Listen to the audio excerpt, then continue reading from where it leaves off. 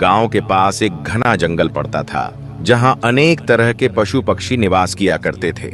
इसी जंगल के किनारे पर एक छोटी सी कुटिया बनाकर एक विधवा स्त्री रहा करती थी, जिसका नाम था मेघना। मेघना की उम्र लगभग 25 से 30 साल के बीच में थी और उसका पति 1 साल पहले ही इस दुनिया से किसी भयानक बीमारी के कारण चला गया था। मेघना के पास अब कोई सहारा नहीं था। वह जंगल से लकड़ियां इकट्ठा करती और गांव में कुछ सिलाई बुनाई का काम करके अपने जीवन को किसी तरह से जीती थी। वह सुंदर थी, लेकिन उसकी आंखों में एक गहरा दुख रहता था, क्योंकि गांव के लोग उसकी सुंदरता के पीछे उसके अकेलेपन का उपहास करते थे। पर मेघना ने कभी किसी की बात का बुरा नहीं माना। उसके लिए अब जीवन का अर्थ बस रोज की आवश्यकताओं को पूरा करना और किसी तरह से दिन काटना ही रह गया था। एक दिन मेघना जंगल में लकड़ियां इकट्ठा कर रही थी कि तभी पास के पेड़ से एक बड़ा सा बंदर नीचे उतरा और उसके सामने आकर बैठ गया।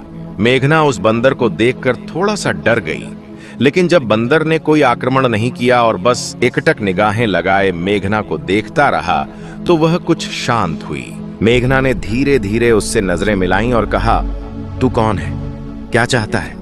उसके इतना कहते ही बंदर ने सिर झुका दिया, जैसे कि यह बात उसकी समझ में आ गई हो। मेघना हल्के से मुस्कुरा दी और फिर अपने काम में लग गई। बंदर वहीं बैठा रहा और उसे देखता रहा। जब मेघना अपनी लकड़ियों को बांधने लगी, तो बंदर आकर उसकी मदद करने लगा। मेघना आश्चर्यचकित रह गई। उसने बंदर के सिर पर प्यार से हाथ फेरा और कहा, तू बहुत समझदार है। उस दिन के बाद से नित्य वह बंदर मेघना के पास आता। वह कभी उसके लिए फल लेकर आता, तो कभी उसके काम में किसी तरह की मदद कर देता। कभी कभी वह मेघना की झोपड़ी के सामने बैठकर शाम तक खेलता रहता था। मेघना के जीवन में एक नया रंग भर चुका था। उसके होठों पर मुस्कान लौट आई थी। इसी तरह समय बीतता गया और मेघना व बंदर के बीच एक अनोखा रिश्ता पनपने लगा। मेघना जब भी अकेली होती तो बंदर उसे हंसाने की कोशिश करता था। जब वह उदास होती तो वह उसके पास आकर उसके कंधे पर सिर रखकर बैठ जाता था।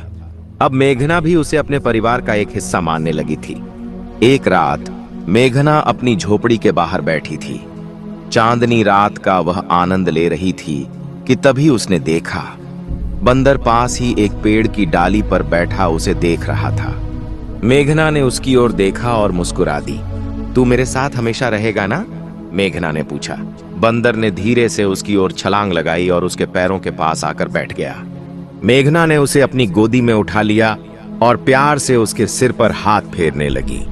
उस रात पहली बार मेघना को अपने अकेलेपन का एहसास नहीं हुआ।